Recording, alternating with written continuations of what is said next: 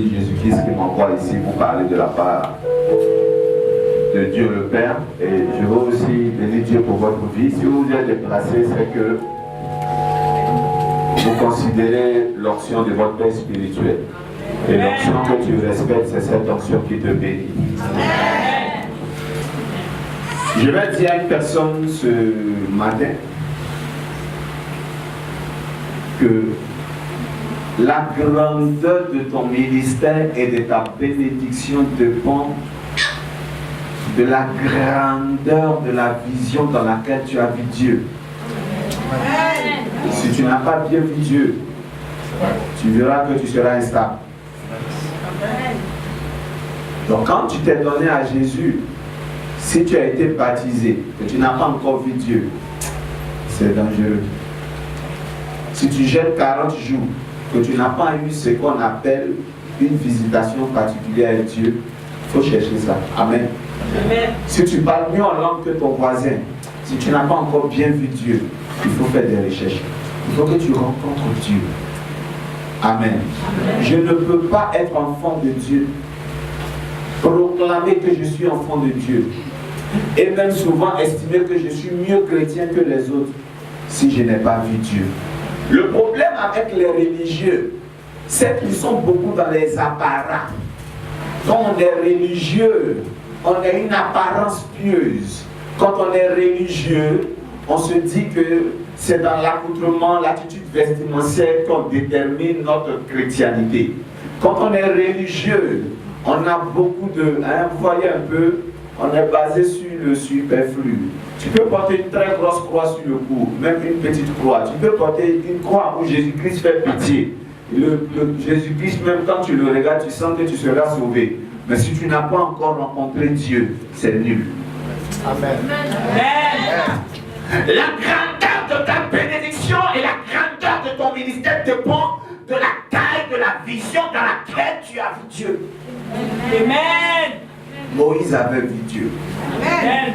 Ce jour-là, et votre Père spirituel a vu Dieu. C'est le plus important. Amen. Et quelqu'un qui a vu Dieu peut vous diriger. Amen. Mais quelqu'un qui est venu à Jésus parce qu'il a envie. Beaucoup viennent à Jésus à cause de la chorale.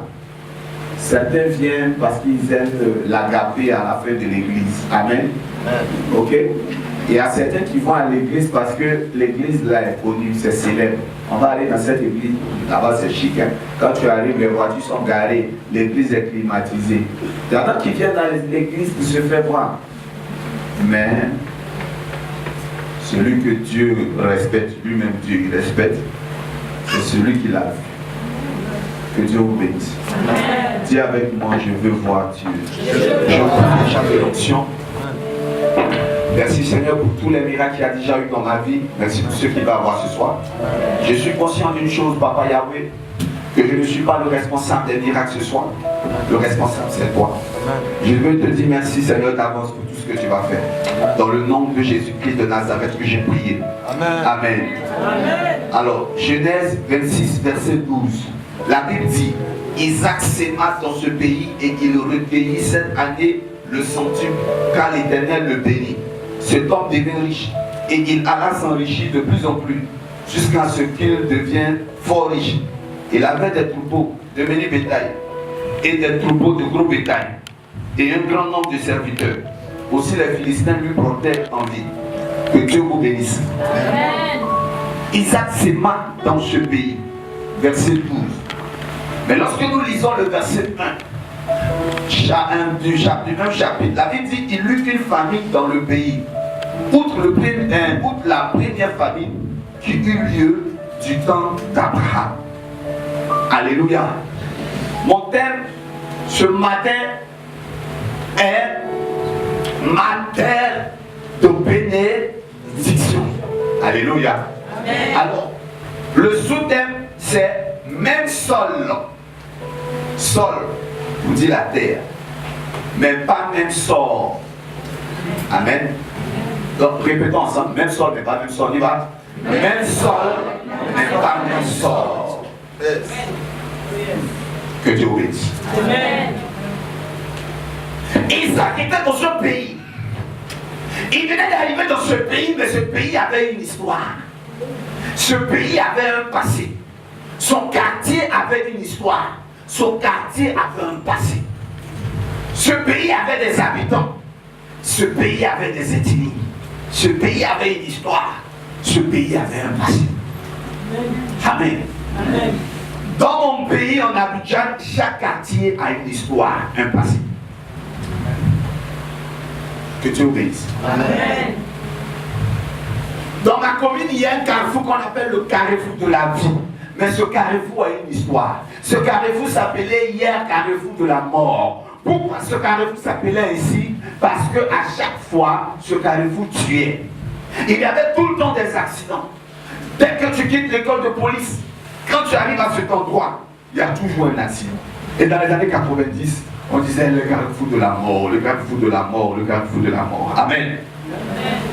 Isaac était dans une cité qui avait une histoire, qui avait un passé.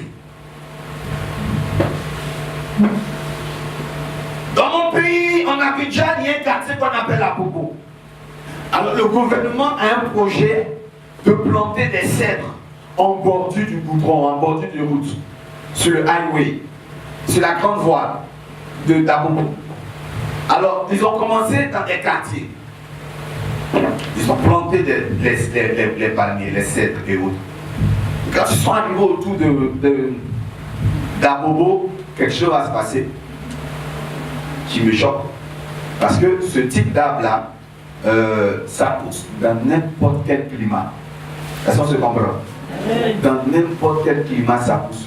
Parce que c'est des arbres qui poussent dans le désert, dans les pays maghrébiens, dans les pays sahariens, dans les pays où rien ne pousse. Le sol est hostile même à tout ce qui est verdure.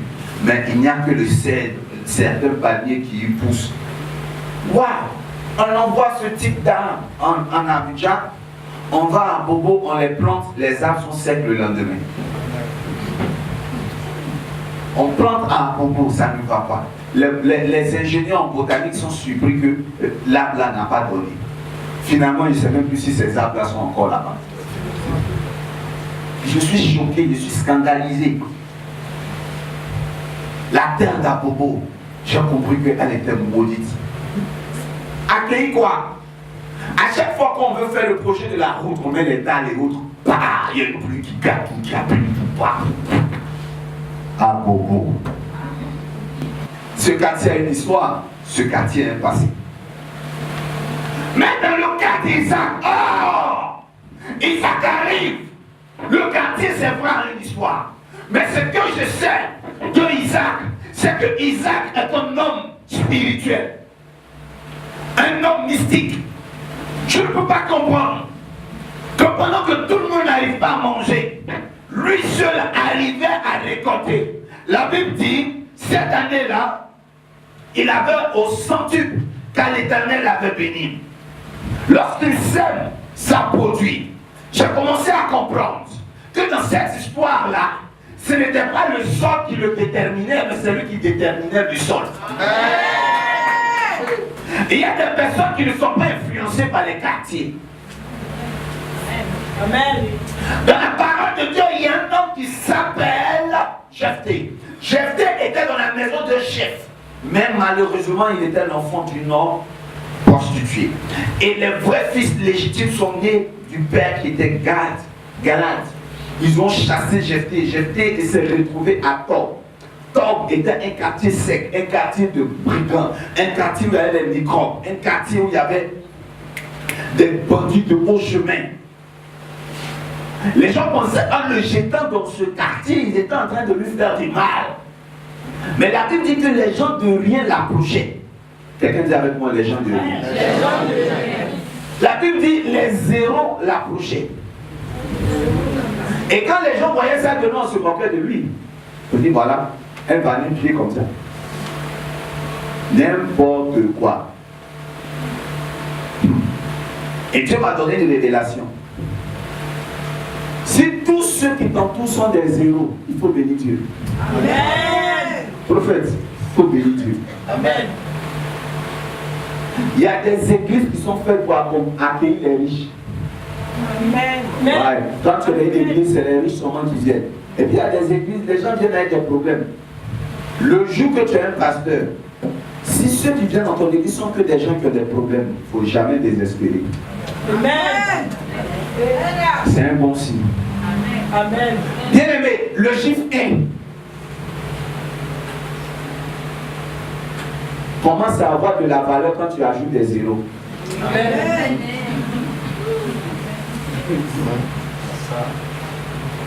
Ce que les gens de la famille de Jephthé ne savaient pas, c'est que Jephthé était un. Et Dieu permettait qu'il y ait des gens de rien autour de lui. Quand 0 s'ajoute à 1, ça fait 10. Quand 2 zéros s'ajoute à 1, ça fait 100. Plus il y avait des zéros, plus il devenait puissant. Bien aimé, je suis dans la joie de t'annoncer qu'à partir de cette année, Dieu va te multiplier. Il va t'additionner. Tu ne seras pas la même personne. Il faut dire Amen. Amen. Isaac, la révélation, c'est qu'il avait été béni par son père Abraham. Dieu était favorable quel que soit le territoire. Dieu était favorable quelle que soit la terre. Si tu as sur toi une huile particulière, une onction particulière, si tu as quelque chose de très fort sur toi, bien aimé, Isaac avait l'approbation de son père. Amen. Isaac avait la gloire de son père. Amen. Isaac avait été béni par son père. Amen. Vous savez, Isaac est un enfant béni. Pourquoi? Je vous dis ça ce soir. La Bible dit que quand il est né et qu'il est devenu un adulte, un adolescent, un fils, il est quitté d'enfant, il est devenu fils.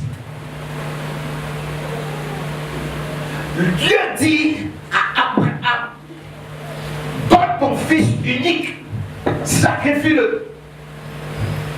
Et quand nous les théologiens, on prêche, on dit Abraham avait une grande foi. Mais Isaac est lésé dans le film, oh c'est pas normal. Isaac a beaucoup porté plainte pour ça. Pourquoi est-ce qu'on l'oublie? Il ne méritait pas d'être oublié parce que je vais vous donner une petite révélation. Isaac n'était pas un enfant. Il n'était pas un inconscient. Isaac n'était pas bête. Il allait chaque année avec son père pour faire des sacrifices sur la même montagne. Il y avait toujours un bœuf, il y avait toujours un bélier dans les bagages de son papa. Alors pour la première fois, Abraham s'en va faire le sacrifice, il n'a pas de bête. Et pour la première fois, Abraham s'en va, il décide d'aller seul. Il ne veut pas des témoins. Amen.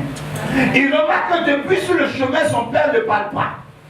Donc Isaac demande, mais où se trouve la bête du sacrifice? Son père ne répond pas.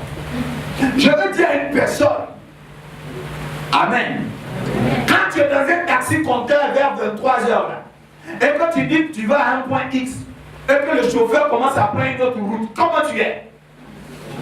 Tu as envie d'ouvrir pour sauter, pour fuir. Isaac pouvait fuir. Parce qu'il doit comprendre. Il faut qu'il retourne à la main pour dire à sa maman, l'attitude de papa est suspecte. Mais Isaac s'est laissé faire. Isaac a accepté de partir. Excusez-moi, même Jésus-Christ à la croix, il a dit, Seigneur, Seigneur, pourquoi m'as-tu abandonné? Il a fait même la mine de quelqu'un qui fait pitié. Comment on appelle ça? À Gethsémani, il a négocié. Tellement c'était chaud. Mais Isaac, il est resté calme. Isaac suivait son père. Mais ce qui me marque, ce n'est même pas sur le chemin, c'est le jour du sacrifice. Quand son père l'a fait coucher sur l'autel, qu'est-ce qu'il a fait? Il s'est laissé faire. Quand son père a commencé à aiguiser la machette, il s'est laissé faire. L'enfant qui est soumis reçoit la bénédiction. Tu deviens quelqu'un devant qui aucune terre ne résiste quand tu as su honorer ton père. Amen.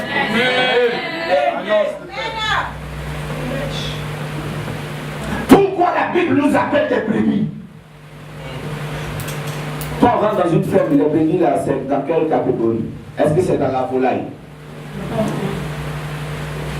Amen. Même les bovinés là, eux, ils sont encore plus grands.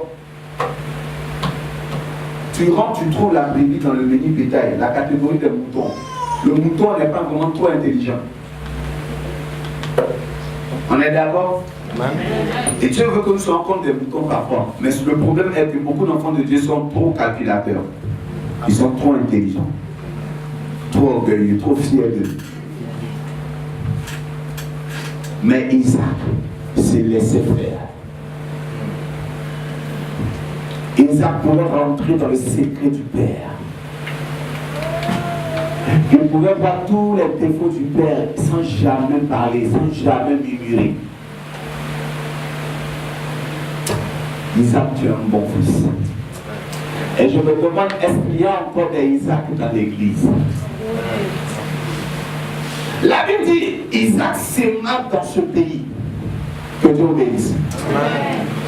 Mais beaucoup de nous avons dit qu'il a fait des champs de blé, des champs de maïs. C'est probablement vrai. La Bible dit qu'il devient riche au verset 13. Mais on dit qu'il avait des troupeaux de menus bétail. Vous savez, j'aime lire la parole de Dieu, puis réfléchir bêtement sur des trucs quoi. Et puis je prends d'autres versions pour comparer. Le verset nous dit, Isaac s'aima.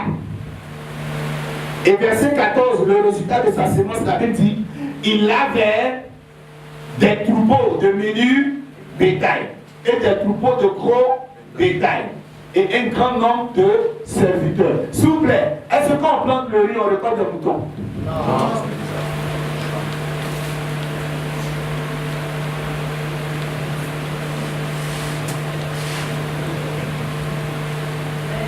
On quitte de l'agriculture, du botanique, et on se retrouve directement dans quoi? Dans l'élevage. What? Qu'est-ce qui ne va pas dans ce texte? Amen. Ensuite, ces bénédictions, mais on ne dit pas qu'il était un grand il avait vraiment assez de blé et de riz. On ne dit pas qu'il avait assez de fonio et de sorgho, mais on dit qu'il avait du bétail et des serviteurs. Il était de plus en plus riche en bas d'argent. Écoutez-moi très bien. Quand il est arrivé dans ce pays, il a eu la culture de s'aimer. Mais quelle sémence? Il avait des champs, lui, mais il savait donner. Lorsque nous voyons les enfants de Dieu, voici leur langage. Qui va venir me donner et qui va se lever le matin là pour venir me faire une bonne offrande? C'est les chrétiens. Hey, tu es pasteur. Qui va se lever ce matin pour me donner l'argent, je vais payer ma facture? Mais Isaac, quand il se levait dans ce pays de désert, il cherchait avec qui il allait partager son pays. Est-ce que quelqu'un me comprend? Amen. Avec qui il allait partager ses vêtements? Avec qui il allait partager son argent? Lorsque tu arrives dans une ville, si tu veux posséder la ville, c'est un secret, un prophète. Il faut s'aimer dans la ville. Amen. Il faut s'aimer dans le quartier. Amen. Il faut trouver des endroits stratégiques où tu peux investir ton argent. Il faut prendre la bénédiction de tous les pasteurs. Tu arrives dans une église d'un pasteur que tu aimes, tu lui fais une offrande. Tu arrives dans la vie de quelqu'un ici, tu lui fais une offrande. Amen. Tu viens là, tu vois les Wenzin, tu leur fais des offrandes. Tu vois, quand les autres donnent 200 francs au Wenzin, toi tu dois donner 5000 francs au Wenzin par personne. Tu dois faire des offrandes, tu dois posséder le territoire. Tu dois apprendre à laisser des gros pouvoirs. Tu dois apprendre à offrir des grands repas. Tu vas à Port-Bouin, tu prends un mouton. Est-ce que quelqu'un a déjà offert un mouton à sa famille ici? Ce n'est pas normal. Depuis que tu es né, tu n'as pas encore tué un mouton. Je vais vous donner un secret. Il faut offrir et puis vous manger. Ce n'est pas faire des salades de l'autre côté là. C'est une loi de la vie. Amen. La Bible dit que Isaac s'aima dans ce pays. Un pays sec. Il s'aimait. Il faisait des alliances. Parce que son père lui avait appris ça. N'allez qu'en temps de léger. Babracoli l'antégré. Oui, dans la chape de crise. Rolobaha. Fate de gata. Les chafa. Oba materia. Ajelando roka brava barak. Et Rouza gelé les Ataha, les morts. Il parlait sur ses offrandes et il allait s'aimer. Il parlait sur ses sacrifices et il s'aimait dans le pays. Il dit, moi, je ne suis pas pareil aux autres. Même sol, mais pas même sort. L'année passée, il y a une famille qui a tué. Cette année, la famille ne me tuera pas. Parce que je ne suis pas comme les autres. Mon puits va regorger d'eau. Mon bétail va s'accroître. Je serai de plus en plus riche. La maison des légendes. Et vous avez pas. Oh, j'aime Isaac. Isaac priait et Isaac s'aimait. Il y a des chrétiens qui gênent beaucoup, mais ils ne savent pas s'aimer. Quand Jésus est venu, il a fait 40 jours, toi tu en as fait déjà 80. Il y a quoi? Il y a quoi? Tu as quoi? Il y a quoi? Tu es malade? Tu es malade. Et ce qui me choque, c'est quand tu pries, tu jeûnes dans la même méthode, et puis ça ne va pas, tu ne changes pas la méthode. Tu ne peux pas te rendre compte que tu dois développer une autre stratégie. La Bible dit qu'Isaac s'aimait. Dis avec moi ma terre de bénédiction. Ma terre de bénédiction. Les Colossages. Tu n'as pas besoin de changer de quartier pour que ton succès commence. Tu as besoin de changer d'option. Amen.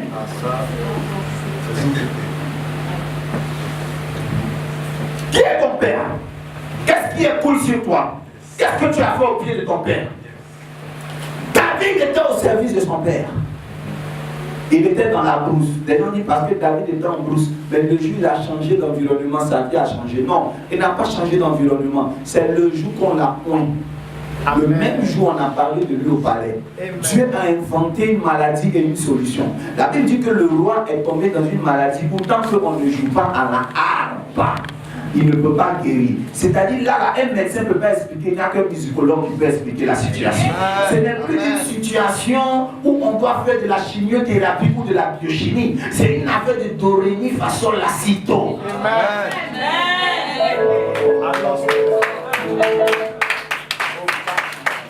Il y avait trop de médecins dans le palais.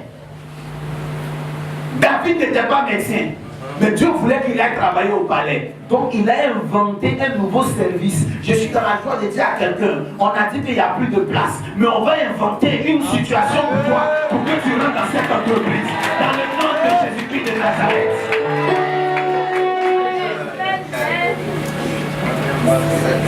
Parce que David avait maintenant suivi l'option de Samuel. Dis avec moi, j'ai besoin de l'option. Quand tu as l'option sur ta vie, Dieu t'est favorable. Je suis prophète aujourd'hui, c'est vrai, mais j'ai été point par des hommes de Dieu qui m'ont toujours béni. J'ai touché le cœur de ma mère spirituelle, je touchais toujours son cœur. Toujours dévoué, je partais toujours le dernier de l'église. Je me rassurais que les chaises étaient placées, je me rassurais que tout était bien débranché, bien attaché, la sonorisation, je me occupais des micros. J'étais tout le temps au service, mais j'étais un peu comme le boy de la maison. Il y avait les bluffeurs de l'église. Moi, je n'étais pas le choco, je travaillais tout le temps. Et je voyais ma mère qui me regardait dans l'angle, elle ne s'occupait jamais de moi. Elle était souvent assise tout le temps avec d'autres fils, mais elle m'aimait beaucoup. Parce que je faisais l'œuvre du Père. Écoutez-moi bien, la Bible dit que Jean était le disciple le plus aimé de Jésus. Mais écoutez-moi, ce qui m'a choqué, la Bible dit que Jésus a regardé un des 12 apôtres, c'était Pierre. Il a dit, Céphase, sur toi, je bâtirai mon église. Et les portes du séjour des morts ne prévaudront point contre elle. Je me suis dit, non, au moment de donner l'héritage de l'église, il devait le donner à le fils qu'il aimait le plus. Mais il a donné à un fils qu'il avait trahi, qu'il avait régné 3 fois. Un fils qui avait un zèle qui prenait le couteau pour couper l'oreille des gens. Vous ne trouvez pas que c'est bizarre? Faites très attention. Ton meilleur ami peut t'aimer, tu peux l'aimer, mais quand tu arrives chez lui là, ces chiens aboient sur toi. Eux, ils s'en foutent de l'amour que tu ressens pour ton ami. Ils disent pas, comme tu es le meilleur ami de mon patron, je n'aboierai pas sur toi. Il faut conquérir le cœur des chiens. Un homme de Dieu, il a avec lui des anges. Un homme de Dieu peut t'aimer, mais ces anges ne t'ont pas encore accepté. Parce que tu ne poses pas encore les actions pour se connecter à ces anges. Donc Jean mettait la tête sur la poitrine de Jésus, mais les entités de Jésus n'avaient pas adopté Jean, mais ils avaient adopté le sel de Pierre. Il a dit, si tu m'aimes, paie mes brebis. Il y a des gens qui aiment l'homme de Dieu, mais qui n'aiment pas l'œuvre de Dieu. Amen. Souvent tu regardes dans l'église, la jeune fille, quand elle se tue pour faire la décoration, elle se tue pour faire des trucs de l'église, tout le temps c'est elle qui se lève. En réalité, elle n'a rien à voir, elle veut que le pasteur la remarque, c'est tout. Le jour, le pasteur va se mettre à la chair pour dire je suis dans la joie de vous annoncer que je suis fiancé. Voilà ma fiancée. Tu vois, son visage est plaqué, on est plaqué. Donc tu n'étais pas venu servir Dieu. Tu étais venu pour te faire aimer par un homme. Les roses âgées, karababa, péondela. Et quand les échebarou, ou quand les ha, les roses âgées, kaba, powerful Lord. Lara, et écoute-moi bien. Isaac avait la faveur de son père.